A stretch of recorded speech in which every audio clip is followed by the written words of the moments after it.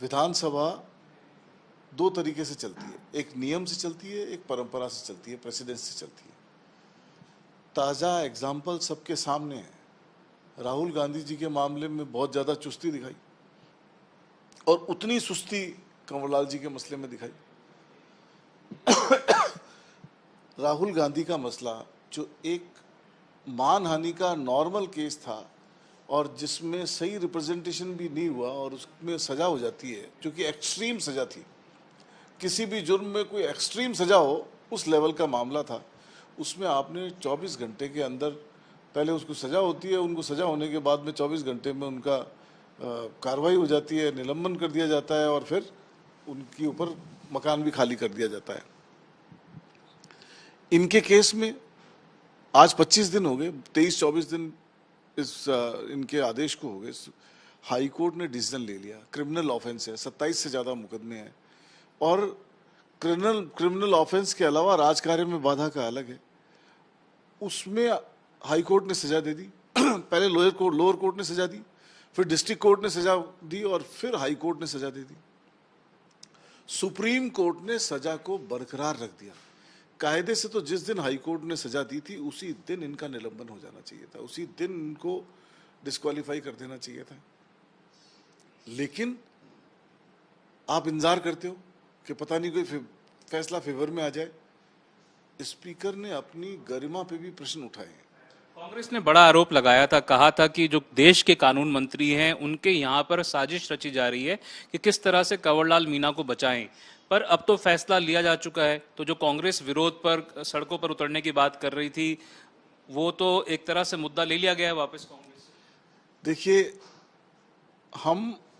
जब हम last speaker साहब से मिले, मैं भी उस डेलीगेशन में शामिल था। गवर्नर साहब से मिले, स्पीकर साहब से, गवर्नर साहब से तो मिले ही मिले, उसके बाद हम स्पीकर साहब से मिले। स्पीकर साहब से जब हम मिले तो हमने उनसे कहा कि अब कोई मुद्दा बचता नहीं है। हर तरह का रिलीफ इन्होंने चाहा और कोई भी रिलीफ मिला नहीं है। आप इनको तुरंत प्रभाव से सस्पेंड करो, तुरंत प्रभाव से डिस्क्वालीफाई करो। उन्होंने कहा कि मैं एजी से राय ली है मैंने। पहली बात तो एजी से राय आपने क्यों ली?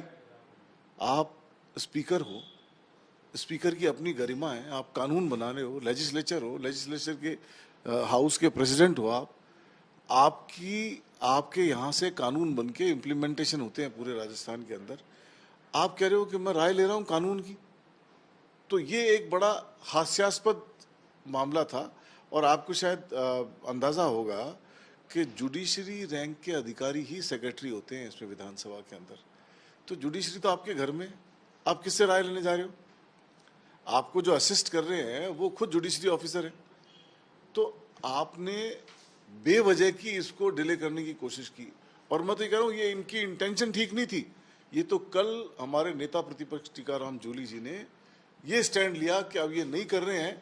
जब हम लास्ट मिले तो इन्होंने हमसे 2 दिन का समय मांगा कि मैं राय ले रहा हूँ, और फिर उसके बावजूद भी कल तक डिसीजन जब नहीं हुआ तो उन्होंने इस पे कंटेम्प्ट लगाया, और कंटेम्प्ट जैसे ही लगा उसी के साथ में इन्होंने फैसला दिया है।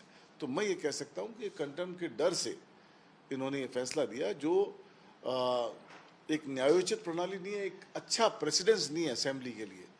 और 1-2 और मुद्दे थे जिनके लिए हम गए। बुडानिया जी को इन्होंने कमेटी से हटा दिया, प्रिविलेज कमेटी से, प्रिविलेज कमेटी में बनाया, और 15 दिन में आपने उनको बिना किसी रीज़न, हम गए, हमने बात करी, बिना किसी रीज़न आपने उनको हटा करके दूसरी कमेटी में ट्रांसफ़र कर दिया।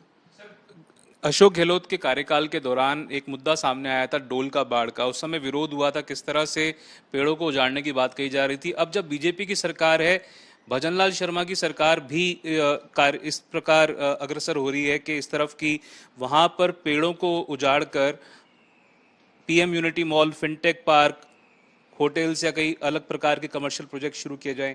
क्या आपको लगता नहीं कि वो जगह जो जयपुर की साउथ सिटी के जो इलाका है, साउथ ऑफ जयपुर का जो इलाका है, उसके लिए फेफड़ों का काम करती है, ऐसी जगहों पे पेड़ों को इस तरह से इस पैमाने पे नहीं उजाड़ना चाहिए?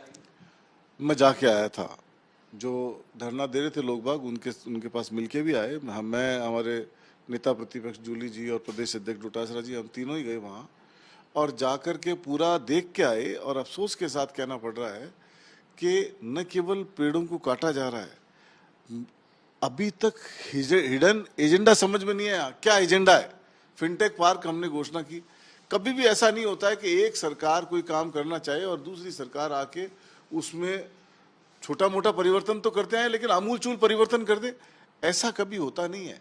लेकिन क्यों हो रहा है, किस वजह से हो रहा है, क्या सरकार की मंशा है, ये बहुत बड़े सवाल हैं। जैसे जैसे कोई प्रोजेक्ट वहां लगेंगे तब तब बात समझ में आएगी कि उस दिन ये कारण था, तब ये इन्होंने वहां पेड़ कटवाए, तब ये भूमिका बनाई, ग्राउंड बनाए। हम सबको ये चाहिए कि हमें नेचर के प्रति, वैसे ही जमीनें बहुत कम रह गई है, खुली जमीनें जयपुर शहर में जिस तरीके से शहर बढ़ रहा है, तो जो खुली जमीनें बची हुई है उसमें तो एटलीस्ट हमको बचा के रखना चाहिए, प्लांटेशन को प्रमोट करना चाहिए। तो ये एक इशू है आपस में, और हम उन लोगों से भी मिले, दोबारा भी मिलेंगे और कोशिश करेंगे कि उनकी बात सुनी जाए। यार उस पे भी ले लो, बीकानेर वाले। कल प्रधानमंत्री नरेंद्र मोदी बीकानेर आए हुए थे। उन्होंने कहा है कि सीने में वार किया है, इस बार पहले जो है घुसकर मारा था, और ये भी कहा है कि मेरी रगों में सिंदूर, गरम सिंदूर बह रहा है। तो क्या कहना चाहेंगे? नहीं, गरम सिंदूर नहीं कहा। उन्होंने कहा कि मेरी रगों में गरम खून है, और फिर कहा कि खून की जगह सिंदूर है। तो मैं ये कह सकता हूँ, प्रधानमंत्री जी ने कहा, उनकी जुमले की आदत है, अच्छी बात है, मैं उसमें कोई टीका टिप्पणी नहीं करना चाह रहा। लेकिन मैं ये ज़रूर कहना चाह रहा हूँ कि पूरे राजस्थान को उम्मीद थी कि प्रधानमंत्री राजस्थान आए हैं, 10-20 हज़ार करोड़ की कोई सौगात मिलेगी। एक डायलॉग मेरे को याद है, बिहार गए थे प्रधानमंत्री जी, बोले 50,000 करोड़ दे दूं, क्या 60,000 दे दूं, 1.25 लाख दे दूं, 1 लाख करोड़ दे दूं, और ऐसे करके जनता की आवाज़ पे पैसा देके गए, स्टेट को पैसा देके गए। न हमें बजट में कुछ मिला और न पीएम की यात्रा के बाद कुछ नहीं मिला। पूरा प्रदेश पानी बिजली की संकट से गुजर रहा है, पानी के लिए हाहाकार है हर शहर के अंदर, और बीकानेर में तो बहुत ज़्यादा प्रॉब्लम है। और ऐसे समय में भी प्रधानमंत्री की तरफ से कोई घोषणा नहीं होना, इस पे कोई बात नहीं करना, जनता के मुद्दों पे बात नहीं करना। बीकानेर में एक परिवार एक हादसे में मर गया, पूरे परिवार में काफ़ी सारी संख्या में डेथ हो गई, उनके प्रति कोई संवेदना नहीं जताना, ये सब अपने आप में सवालिया निशान है। और फिर एक बात और कहता हूँ कि बहुत बड़ा आयोजन किया और सारे आसपास के सरकारी कर्मचारियों को, सरकारी लोगों को बुला लिया गया, और हम कहते रहे कि भी सरकारी धन का दुरुपयोग कर रही है बीजेपी। तो लोग ये कहते रहे कि नहीं ये तो सरकारी प्रोग्राम है। और जब सरकारी प्रोग्राम में ये देखा गया कि मीडिया को पास बीजेपी के कार्यकर्ता बांट रहे थे, तो ये तो खुलासा करो कि प्रोग्राम सरकारी था या बीजेपी कर रही थी, ये तो पता लगे। कमांड सारी बीजेपी के कार्यकर्ताओं के हाथ में और प्रोग्राम सरकारी। ऐसा भी नहीं होना चाहिए। आप प्रोग्राम बीजेपी का, पार्टी करे तो पार्टी के लेवल पे होना चाहिए, और सरकार करे तो सरकार के लेवल पे होना चाहिए। बीजेपी का प्रोग्राम में सरकारी मशीनरी का दुरुपयोग नहीं होना चाहिए। और राजस्थान में आए कुछ न कुछ घोषणा राजस्थान की जनता उम्मीद करती है।